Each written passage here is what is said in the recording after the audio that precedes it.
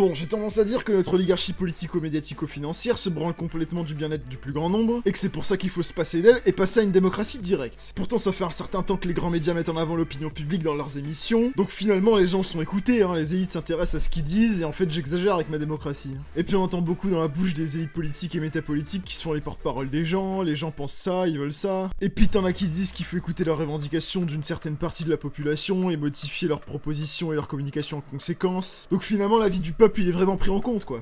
Sauf qu'en fait déjà c'est pas parce que la vie des gens est connue par les oligarchies que pour autant elle est respectée, c'est pas parce que les oligarchies disent qu'elles prennent en compte la vie des peuples que c'est le cas concrètement, mais surtout j'en ai rien à foutre de ce que disent les gens aujourd'hui, hein, parce qu'ils disent de la merde en fait, d'accord? Parce qu'en fait l'humain il est pas vraiment connu pour avoir les plus brillantes idées en toutes circonstances, même dans leur masse. J'en ai rien à foutre que 90% des Européens veulent plus de flicage des chômeurs, interdire les étrangers ou sucer des queues, comme j'en aurais rien à foutre que les Allemands voulaient tuer les Juifs en 1933. Oui parce que je rappelle que Hitler il a gagné les élections législatives allemandes selon les règles en fait. Si je pense que les gens disent de la merde je le dis parce que je parle pas pour avoir des fans ou des bulletins de vote, mais parce que je crois qu'on gagne tous à partager ses opinions franchement. Et même si au final on finit par se rendre compte qu'on avait tort. Je considère que les gens sont pas éclairés sur tout un tas de questions et que donc leur avis n'a aucune valeur, voire même une valeur négative. Alors ça implique pas forcément que tout le monde ait tort sur tout, mais je pars du principe que c'est le cas tant que j'aurai pas des indices qui m'indiquent le contraire. Surtout que l'opinion des gens c'est les médias eux-mêmes qui l'ont forgé. Je sais pas si vous voyez l'absurdité de la chose. Et c'est le paradoxe de Bourdin. Le quoi? Bah en fait Bourdin il parle à son chauffeur de taxi le matin, ensuite il répète ce que lui a dit le chauffeur à l'antenne, sauf que qui c'est qui écoutait RMC pendant ce temps-là? Le chauffeur de taxi, qui lui-même va répéter ce qu'a dit Bourdin, mais il va le répéter à qui? Bah le lendemain à Bourdin. Mais elles viennent d'où les idées à la base? Eh ben c'est ça le paradoxe de Bourdin.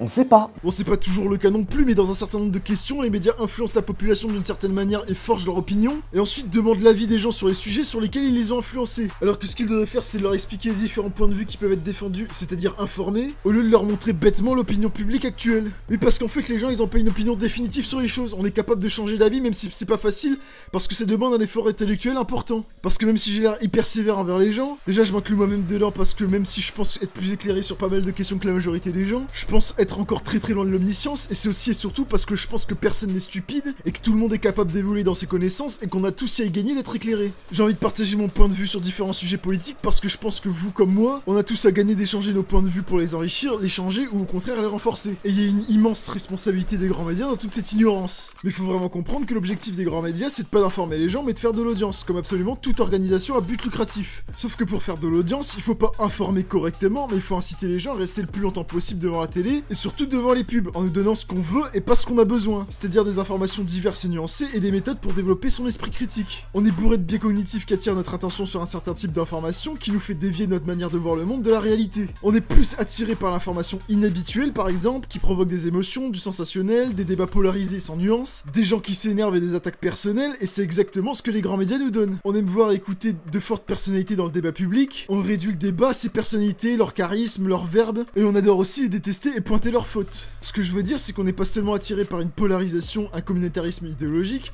mais on est aussi et souvent attiré par une polarisation sur des personnalités, des leaders politiques et médiatiques, qu'on va par ailleurs attaquer ou défendre sans nuance avec émotion, alors qu'on devrait pas leur accorder une seconde d'attention, et plutôt se concentrer sur leur position politique ou philosophique. Mais ça c'est aussi lié à notre système politique, qui consiste à voter pour des personnes qui candidatent pour des places de pouvoir, donc c'est un peu normal qu'on entre dans ce jeu de polarisation et qu'on s'attarde sur eux quand bien même ça a aucune putain d'importance pour la vie quotidienne des gens, pour la simple bonne raison que ce qui compte c'est leur vote dans les assemblées, et pas leur putain de style vestimentaire ou leur tweet en fait. Mais le problème c'est que du coup cet hooliganisme, ce communautarisme idéologique va en réalité légitimer le système électif, puisqu'il va donner envie d'appliquer ses idées et surtout pas laisser celles des autres être appliquées, et donc d'obtenir le pouvoir à tout prix, et donc de participer aux élections, que ce soit en tant que candidat, militant ou simplement électeur. Donc en fait tout le monde accepte l'existence même de ces systèmes électifs, enfin surtout ceux qui pensent avoir une chance de les gagner. Après ça c'est pour la forme, mais parce qu'effectivement il y a aussi un vrai problème sur le fond de l'information apportée, qui s'inscrit dans une intention non assumée de défendre une certaine vision du monde, un certain idéal de société, qui est la société capitaliste, néolibérale, mondialisée et productiviste. Ça se fait d'abord par les choix des sujets, parce que informer c'est choisir, ils doivent choisir les faits qu'ils considèrent comme représentatifs de la réalité.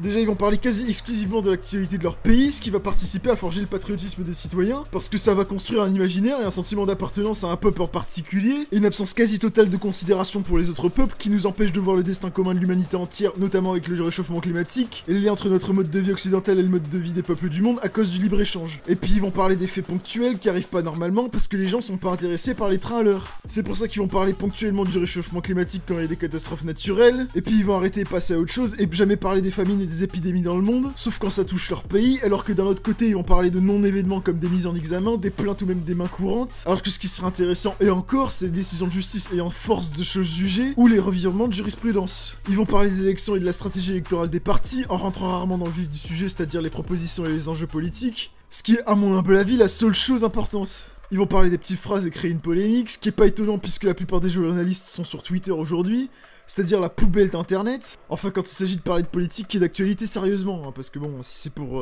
faire de l'humour, y a pas de souci quoi. Et puis ils vont parler des grèves et des manifestations, toujours sous l'angle des dégradations et des effets indésirables pour les usagers et les commerces, en ignorant presque complètement les revendications. Sur les questions environnementales, on va parler des conséquences du réchauffement climatique, c'est-à-dire les catastrophes naturelles pour faire du sensationnalisme, encore une fois, faire quelques micro-trottoirs pour savoir si les gens ont plus chaud quand il fait plus chaud, sans jamais parler des causes sous-jacentes. Et en fait, si on regarde globalement comment ils abordent l'information, c'est toujours par rapport à des phénomènes de manière très superficielle. Ils vont jamais expliquer les causes systémiques des phénomènes. Et c'est pour ça qu'ils parlent des faits divers. Le vrai problème, c'est que l'actualité, c'est absolument pas représentatif de la réalité. Les faits d'actualité, ça devrait simplement être un support pour parler de leur cause systémique, justement, pour comprendre réellement le sujet. Quoi ça sert de savoir qu'il fait plus chaud sans expliquer que c'est à cause de notre système de production? Ça apporte que dalle. Et puis il y a le choix des éditorialistes. Alors qu'est-ce que c'est un éditorialiste? Bah c'est une petite gourgandine qui intervient dans les médias pour donner son point de vue. Alors vous me direz c'est quoi la différence avec les autres? Bah la différence c'est que eux ils le font de manière plus assumée. Alors ils disent à peu près tous la même chose, étant donné qu'ils ont tous le même logiciel idéologique. Et donc en fait là on est sur de la propagande idéologique pure et simple. Et il y a aussi la manière dont les invités sont traités. Alors ça c'est formidable, hein. On va leur couper plus ou moins la parole, on va baisser le volume de leur voix, on va leur poser des questions plus ou moins bienveillantes, c'est des questions rhétoriques. Et bizarrement on a vraiment l'impression que c'est lié à l'idéologie de l'invité, mais c'est sûrement le hasard. Hein. Alors c'est quoi la cause de tout ça? Bah la logique marchande des médias de manière générale. Puisque comme je l'ai dit, les médias cherchent à maximiser l'audience pour vendre plus cher leur espace publicitaire qui les rémunère. Et puis c'est aussi pour ça que les médias vont jamais informer correctement sur le système de production, pas seulement par une volonté de propagande pure et simple, mais aussi à cause des publicités commerciales, puisqu'ils vont pas cracher dans la soupe en fait. Ils peuvent pas dire qu'il faut remettre en cause ses habitudes de consommation ou qu'il faut remettre en cause la propriété privée des moyens de production et de la plus-value, juste après une page de pub qui cherche à maximiser ses profits en incitant à consommer, c'est absurde. Sans oublier le fait que c'est des chefs de grandes entreprises qui possèdent les médias. La transmission de l'information, ça fait partie de ces activités qui doivent absolument sortir de la logique de la maximisation des profits individuels, et devraient donc être un monopole d'État depuis longtemps. Mais d'un autre côté, il faut absolument faire en sorte de garder une pluralité d'expression dans les médias évidemment, puisque c'est pour ça qu'on le fait d'ailleurs. C'est pour ça qu'on nationalise les médias. De toute façon, je rappelle que tout ce que je propose sera débattu et voté par les citoyens éclairés, donc je vois mal comment ça peut finir en propagande bolchevique. Mais la principale solution serait aussi de créer un nouvel espace qui permet à tout le monde d'avoir des informations neutres sur plein de questions, notamment celles qui touchent de près ou de loin le fonctionnement de la société, c'est-à-dire les questions politiques. La neutralité elle est possible en politique, mais elle s'atteint pas par une seule personne ou un seul groupe, mais par l'annulation des positions divergentes, des positions contradictoires. Pour que des informations politiques soient neutres, il faut que des positions contraires puissent être exprimées et reçues, tout simplement.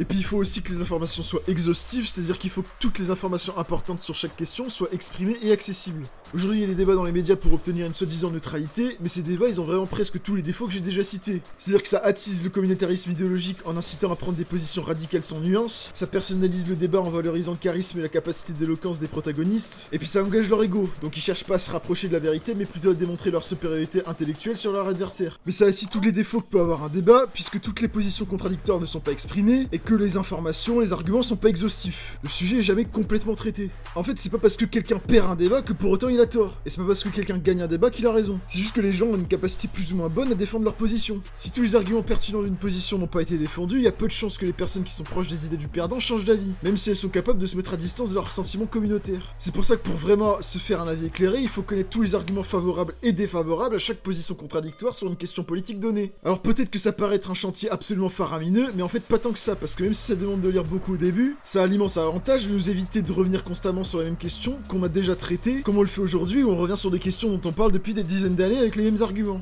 Et puis il faut se dire que ce sera progressif, on va pas tout faire d'un coup, ça prendra le temps qu'il faut. Et c'est aussi pour pallier la carence des médias que l'école existe, parce qu'elle est censée nous apprendre des choses utiles indépendamment de ce que nos biais cognitifs nous poussent à regarder. Sauf qu'en fait c'est pas du tout ce qui se passe aujourd'hui. Aujourd'hui l'école elle sert à créer des bons petits patriotes et des travailleurs dociles, et formés pour répondre à la demande du patronat. L'immense majorité de ce qui est enseigné n'a absolument aucune utilité pour la vie de tous les jours ou même pour la vie professionnelle. Parce que c'est au moment des études supérieures et encore surtout au moment des stages et avec la pratique qu'on apprend un métier et qu'on devient vraiment efficace dans son travail. Surtout que la méthode pédagogique elle est ridicule puisque le cours consiste quasi exclusivement à noter ce que le prof dicte. Est-ce que je suis seul à trouver que ça a aucun putain de sens? Pourquoi on fait ça en fait? Alors effectivement écrire ça permet de retenir mieux mais seulement si t'as compris ce que t'écris. Parce qu'aujourd'hui tu dois écrire un truc que t'as jamais lu ou entendu avant et on peut pas se concentrer sur la prise de notes et sur la compréhension du texte en même temps. Et puis de toute façon on n'a pas besoin d'un prof pour écrire des textes. Et puis les compétences qu'on nous demande d'acquérir c'est tout autant ridicule quoi. À quoi ça sert d'apprendre des leçons par cœur, bordel de merde? À quel moment dans un travail ça sert à quelque chose? Quel patron demande à ses employés de travailler sans avoir l'aide d'internet ou même de ses collègues quand il a besoin d'informations, putain? Quel patron te dicte les compétences que tu dois maîtriser et de les apprendre par cœur puis d'accomplir des tâches sans regarder tes notes ou demander de l'aide des autres? Pourquoi tout le monde accepte sans rien dire? Est-ce qu'il y a que moi qui trouve ça absolument débile? Et puis ça sert même pas à développer notre mémoire en plus. Parce qu'à la limite si l'éducation nationale nous donnait des cours de mémorisation ça ferait un peu de sens. Mais c'est même pas le cas, faut tout apprendre par cœur sans qu'on nous explique comment. Comme si le développement de la mémoire c'était un truc évident qu'il n'y avait pas des putains de bac plus 12 en médecine neurologique ultra balèzes qui sont spécialisés là-dessus. Mais parce qu'en fait tout ça sert pas vraiment à nous former. En réalité ça sert à créer une sélection pour éviter que tout le monde puisse faire le métier qu'il veut. Oui parce que si tout le monde devenait astronaute ce serait un peu compliqué d'avoir une société capitaliste qui fonctionne. Parce que plus personne voudra faire des métiers difficiles comme infirmier ou chauffeur de bus. Et je pense pas qu'on va aller faire nos cours sur la ramener aux urgences en fusée en fait. Même si ce serait pas complètement con pour les urgences pareil. Donc les dirigeants politiques et les recteurs ils font en sorte d'augmenter le niveau de difficulté d'obtention des diplômes pour avoir une bonne répartition des gens dans les différentes formations. Et c'est aussi pour ça que les oligarchies ont rendu l'école obligatoire à la fin du 19e siècle, parce que le travail que demandait la bourgeoisie de l'époque était en train d'évoluer et de demander de nouvelles compétences, demandant un niveau de formation toujours plus élevé. L'évolution du droit de l'enseignement dans les pays occidentaux est complètement corrélée avec l'évolution de la nature de la production, que ce soit l'âge de fin de l'enseignement obligatoire, l'accès des femmes à l'éducation, l'évolution des enseignements, des types de baccalauréat, l'accompagnement de la popularisation, tout ça c'est juste pour faire correspondre les compétences des travailleurs avec l'évolution de la nature de la production et les besoins du patronat. L'enseignement obligatoire devrait nous permettre d'acquérir des compétences et des connaissances qui nous servent dans la vie tous les jours. Des connaissances sur le monde qui nous entoure, son fonctionnement, son évolution, quelles sont les voies d'évolution imaginables qui s'offrent à nous pour le rendre meilleur, pourquoi en choisir une plutôt qu'une autre, c'est-à-dire de la politique, hein, c'est ça la politique. Mais tout en essayant de s'approcher le plus possible de la neutralité idéologique pour pas tomber dans l'endoctrinement d'une pensée unique évidemment. Et puis complètement changer la méthode pédagogique pour rendre les cours intéressants et captiver l'attention des élèves, rendre les élèves acteurs de leurs cours, faire le lien avec la vie de tous les jours, et leur donner des méthodes pour mieux apprendre et pour mieux réfléchir.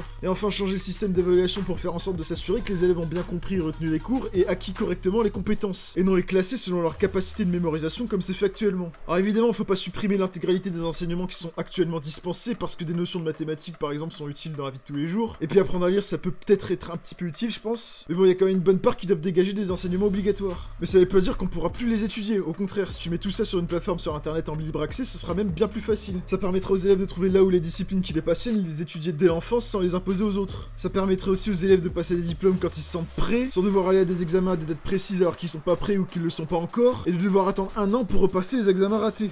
Et sur cette plateforme, il y aura aussi l'ensemble des formations qu'on peut pas faire avant les études supérieures aujourd'hui. D'ailleurs, les programmes d'enseignement supérieur, faudra aussi les revoir en profondeur, parce que c'est vraiment une industrie à fabriquer des conservateurs, c'est terrible. Comme l'école, mais en pire. L'école, ça crée des patriotes et des travailleurs dociles, l'enseignement supérieur, ça crée des patriotes, des travailleurs dociles et des administrateurs arrogants et conservateurs. Par exemple, à Sciences Po, l'ENA ou en fac de droit, c'est-à-dire les formations de l'élite politique et juridique, il y a des cours de cette pseudo-science qu'est l'économie, qui est en plus très marqué idéologiquement avec un enseignement qui porte sur les écoles classiques et néoclassiques, bref, l'économie conservatrice, comme si c'était des vérités absolues. C'est pareil pour le sujet des institutions qui vont jamais être mises en cause. Le but c'est de former des administrateurs, des personnes qui vont avoir comme mission de gérer le système et non de le remettre en cause.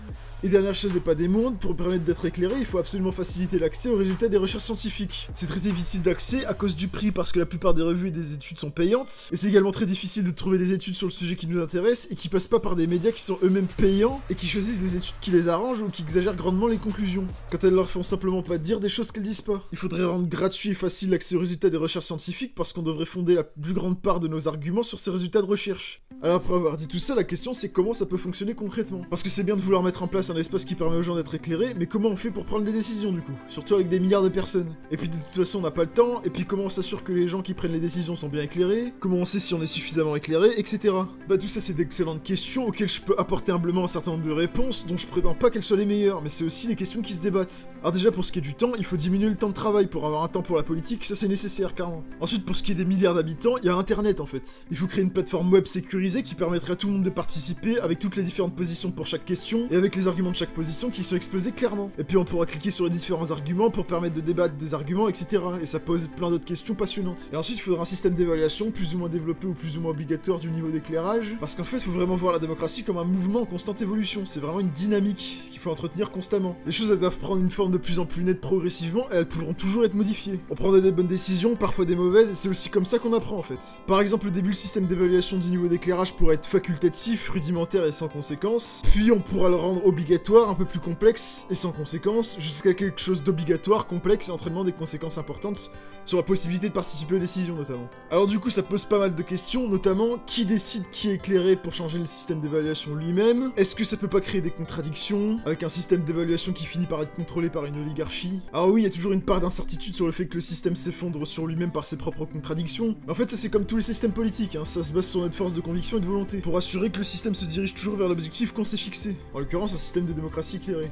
En fait, ce qu'il faut comprendre, c'est que l'histoire des humains est basée sur le progrès, qu'il soit technique, scientifique, social, sociétal ou institutionnel. Tous discutent, s'expérimentent, se rediscutent, évoluent, se réajustent pour toujours s'améliorer et se rapprocher constamment du meilleur système possible. L'intelligence collective, elle est extrêmement puissante et vertueuse quand elle est correctement encadrée. Donc arrêtons de nous méfier des autres et soyons soudés parce que seule la force du nombre pourra surpasser la force de l'argent. Enfin, même pas forcément soudés d'ailleurs, mais au moins arrêter de penser que les autres vont forcément prendre des décisions extrêmement égoïstes. C'est la société capitaliste individualiste qui nous a fait sombrer dans une méfiance généralisée des autres. Et c'est pour surmonter cette méfiance qu'il faut recréer du lien entre nous, en créant des espaces de discussion et d'interaction. Parce que c'est cette absence d'interaction qui nous a rendus étrangers les uns des autres, alors même qu'on vit dans le même pays ou même la même ville. L'ère oligarchique, elle a fait son temps, et même si ce sera pas toujours facile, surtout au début, le moment est venu de tourner une nouvelle page de notre histoire et d'entrer dans l'ère démocratique.